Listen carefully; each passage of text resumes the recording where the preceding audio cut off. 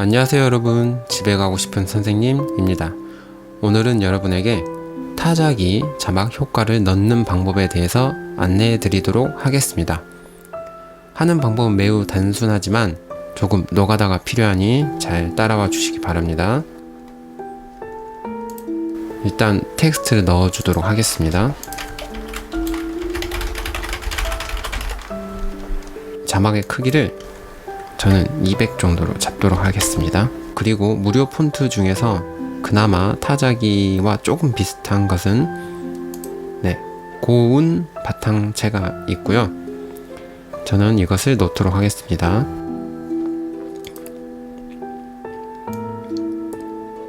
그리고 저는 굵기를 조금 조절을 하도록 할게요. 자, 굵기를 없앴습니다.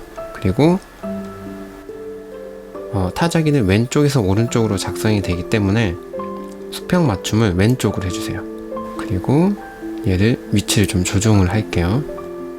이 위치에 타자기 효과가 나타나도록 해보겠습니다. 여기서 알아두셔야 될 게 이렇게 저처럼 프레임 한 칸 한 칸 움직이는 방법은 키보드 왼쪽과 오른쪽 버튼을 누르면 됩니다. 자, 이제 이 상태에서 먼저 1, 2, 3, 4, 5프레임 정도 자막을 뒤로 빼줄게요. 자, 여기죠. 다시 1, 2, 3, 4, 5 이렇게 됐고, 그 다음에 이 글씨 하나하나를 5프레임씩 잘라줄 거예요. 그런데 이렇게 띄어쓰기가 있는 이전 폰트는 제가 10프레임을 주도록 하겠습니다. 즉 별자는 5프레임, 이자는 10프레임, 빗자는 5프레임, 나도 5프레임, 느는 10프레임, 밤은 5프레임, 애는 이제 마지막 글자니까 굳이 프레임을 줄 필요가 없겠죠. 그대로 냅두시면 됩니다. 자, 그러면 프레임을 움직이면서 자막을 잘라주도록 할게요.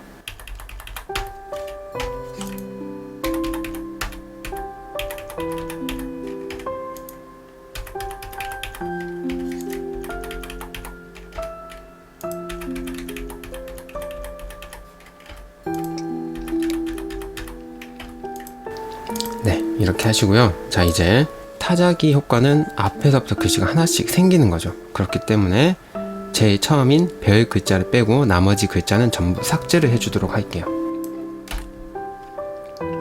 그리고 두 번째로 넘어가면 별과 이를 제외한 나머지를 모두 삭제해 주도록 하겠습니다.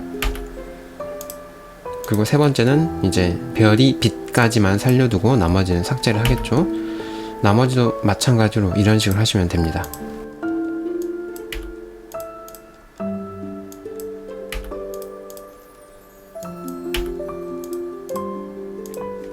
이렇게 하면 이제 글자가 이 재생바가 지나감에 따라서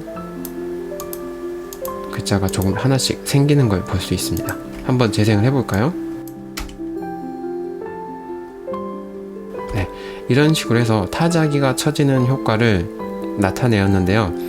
저는 얘를 5프레임 단위로 끊었는데 또 띄어쓰기가 있으면 10프레임 단위로 끊었는데요. 여러분들은 이 프레임을 조금 조절하면 좀 더 자연스러운 타자기 효과를 낼 수 있을 겁니다. 그리고 한자 한자 쳐질 때마다 효과음을 추가를 하면 조금 더 실감나는 타자기 효과를 나타낼 수 있으실 겁니다.